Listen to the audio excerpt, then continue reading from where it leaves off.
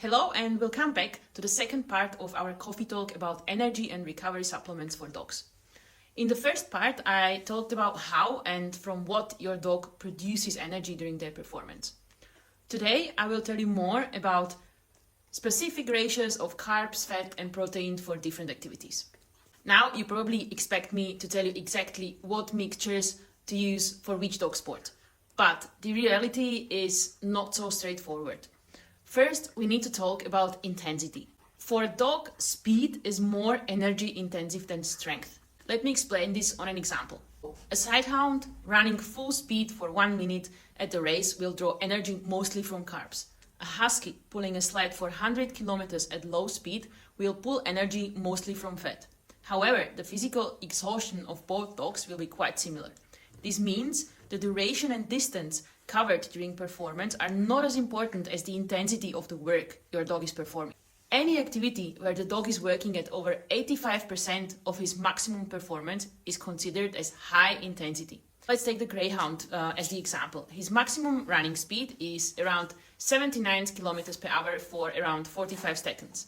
This represents 100% of his maximum performance. Running at speed at least 67 km per hour, which is 85% of his maximum performance, would therefore be considered as high-intensity activity, and it makes no difference if he runs for 15 seconds or for 1 minute. It is high-intensity performance for this particular dog. For a European sled dog, bike-curing for 7 minutes at minimum of 85% of their maximum speed would be considered as high-intensity performance. For a border collie, running 30 seconds through an agility course at their top speed is a high-intensity performance for this dog. Now imagine a well-trained hound running at 20 km per hour next to a bike. This would be very likely a low to medium intensity performance for this dog.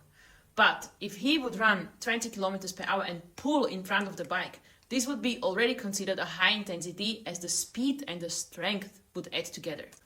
So the intensity of the performance is very individual depending on the dog and their current shape. It is even different at the beginning and towards the end of the season for the same activity.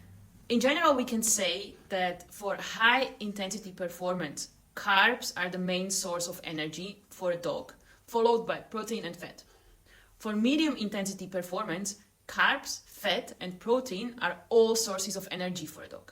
For a low intensity performance, fat would be the main source of energy, followed by protein. But there is a considerable but in this whole equation. A dog's metabolism adjusts according to the feeding they get in the period before their performance. If you feed your dog meat plus fat, their body will prefer fat and glucose transformed from the proteins as their source of energy. If you give this dog an energy supplement, including only carbs, their insulin level will go crazy because they are not used to it. On the other hand, if you feed your dog kibbles, they will probably draw energy from carbs because their body is used to it. This whole thing can be changed during the season. The dog's body can adapt relatively quickly to different sources of energy and they will prefer it.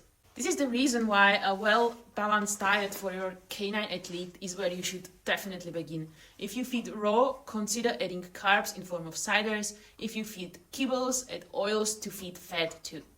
As long as you feed your dog a balanced ration of protein, fat and carbs, your dog will be flexible in using various sources of energy. Now, after we have considered the intensity of the performance and your dog's diet, you can choose the appropriate energy and recovery supplements. To sum up, for energy supplements, you should always look for a balanced ratio of fat, protein and carbs. Depending on the intensity, the dog's body will produce energy from these macronutrients in different order. For high intensity performance, they will first utilize carbs. For low intensity performance, they will first utilize fat followed by protein as main source of energy. Now, let's get to the recovery part after the performance. According to the latest studies on sighthounds, for recovery, you need to refuel with protein and carbs. Protein shortly after performance is important to stop the breakdown of the muscle tissue. At a later stage after high intensity performance, it is important to initiate the muscle recovery. And you can do this by refueling protein as well as carbs, minerals, and so on. Remember that these are only general recommendations. Again, for each dog, the intensity of exercise is very individual based on their current fitness level. A well-trained dog in a good shape can run 5 kilometers at their medium intensity of performance, but the same dog in poor shape would run maximal 1 kilometer, and that would already be their maximum, therefore high intensity performance for them. The supplements are important in both of these situations.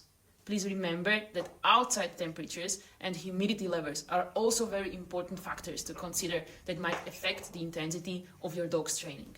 And now, when we are talking about protein, fat and carbs, it is also important to consider the type of these macronutrients that you administer to your dog. The good commercial supplements usually use fast absorbing ingredients that your dog's body is able to process really quickly.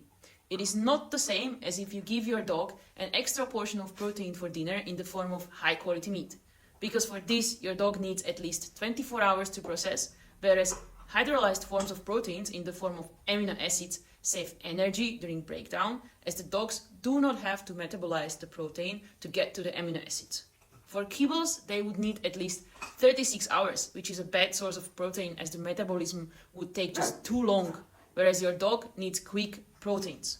For a quick sum up, screenshot this for later as a general quick guide.